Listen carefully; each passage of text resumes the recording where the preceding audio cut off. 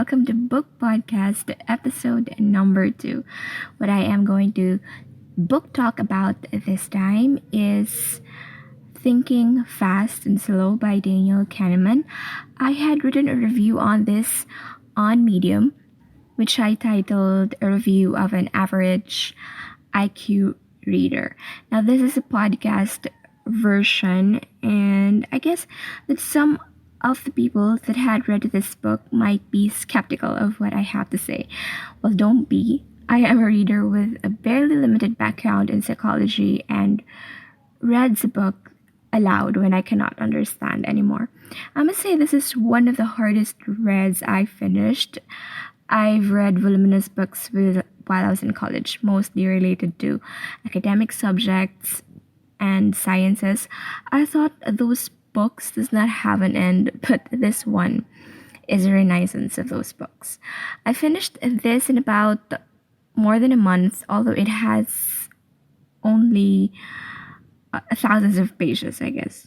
I don't know, because I am using an ebook, so I cannot track on how many pages there are.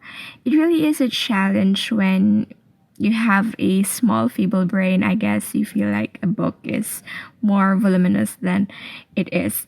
But I was up for the challenge. So if you want to challenge your brain, read Thinking Fast and Slow by Daniel Kahneman.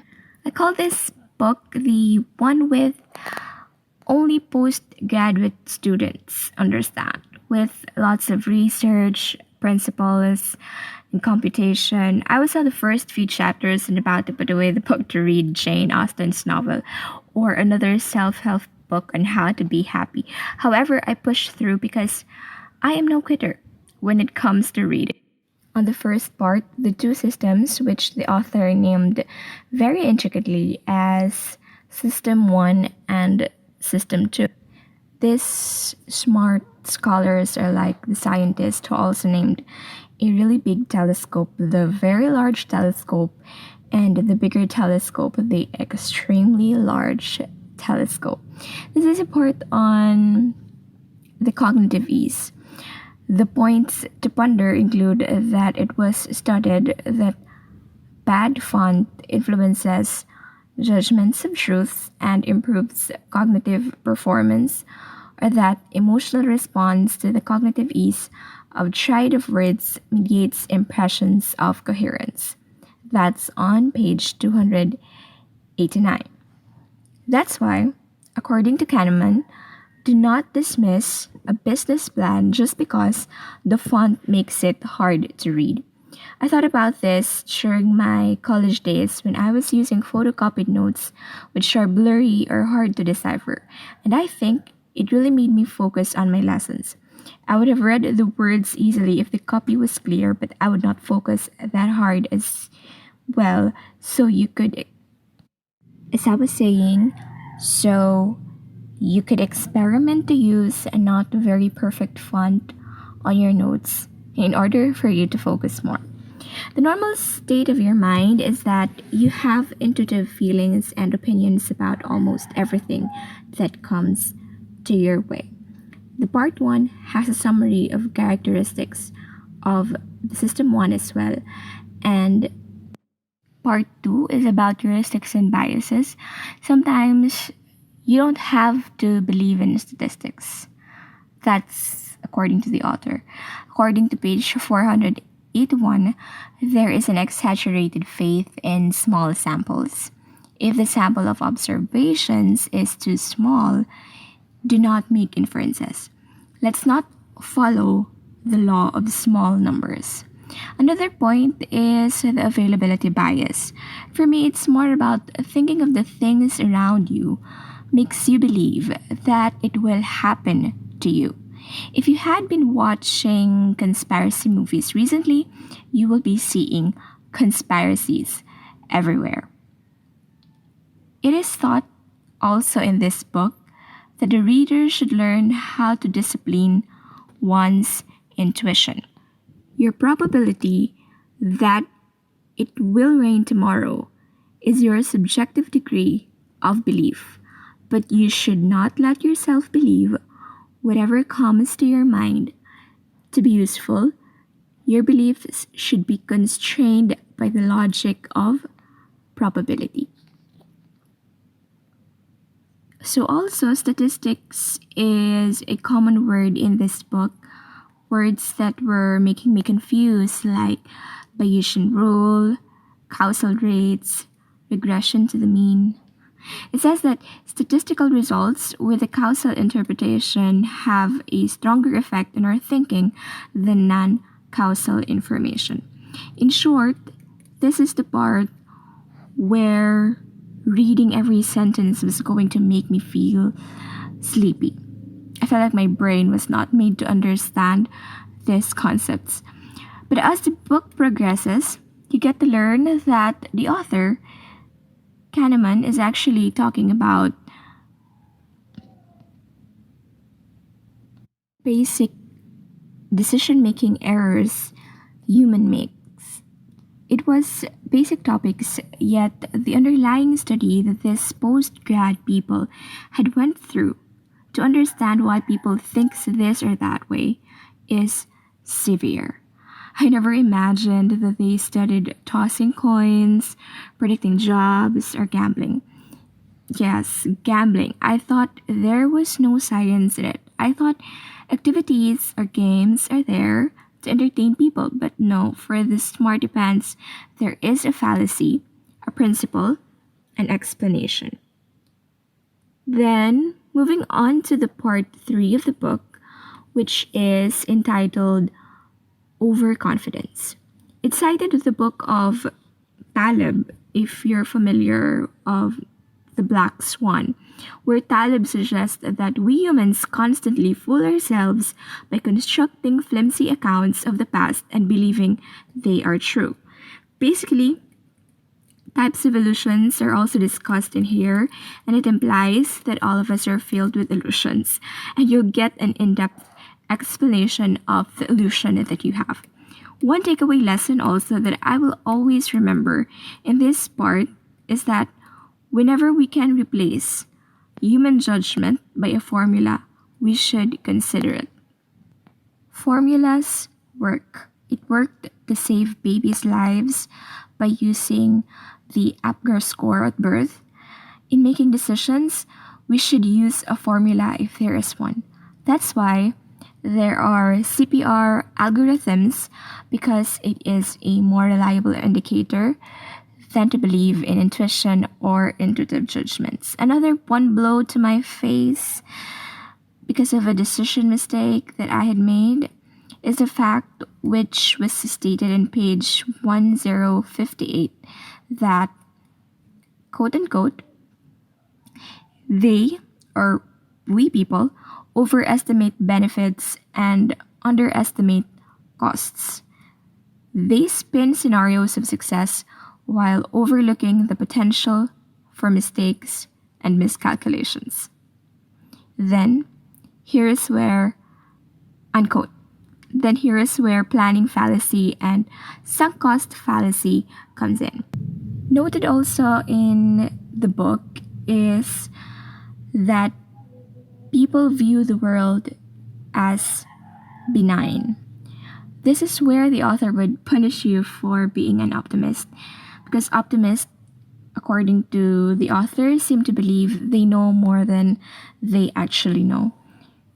Moving on to the part 4, which is choices.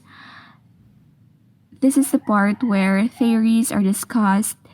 When we make choices, we need to consider one's reference point, the principle of diminishing sensitivity, and if we are risk averse or loss averse. Many of the options we face in life are mixed. That's according to the book. There is a risk of loss and an opportunity for gain, and we must decide whether to accept the gamble or reject it. Then, one of my favorite part is the endowment effect. Is it endowment effect? I don't know. As a poor individual, this is where I relate the most. Because of the small amounts of money that I have, spending is painful. I feel endowed to the money that I have. Rich kids can't relate on this. I could relate of being a miser because I treat any dollar I spend as a loss. That's speaking on the endowment effect. As you journey in this book, one will be taken into the experiences of the author. Or did I mention that the writer is actually a Nobel Prize winner? So if reading the book to increase your intellectual capacity is not enough for you, then I think the fact that the author is a Nobel Prize winner would eventually make you get one. And also, we have here that this book is not for the very poor, because it says that in a page there is a statement where it says, except for the very poor, for whom income coincides with survival, the main motivators of money seeking are not necessarily economic. Okay, so one relatable part of that is, if you're poor, then you're not motivated by economics, you're motivated by survival. One relatable part is regret. It is an emotion, and it is also a punishment that we administer to ourselves. The recommendation of experts is that you should not put too much weight on regret. Even if you have some, it will hurt less than you now think. I think that the best part also of this book is in the part 4 and 5. It's more on lessons, points to ponder, and resolutions. It is where you will understand how you were deceived through different ways of framing. You will get from this book an understanding of all your decision-making mistakes. Just like me, you'll have an aha moment. One of my aha moment was that I understood why I failed miserably in not getting the job that I wanted. In the end, I understood much better my mistake, and I had find a way to accept that it really happens. Truly, sometimes understanding where you went wrong makes you humble enough to accept and not blame people or other things for your demise.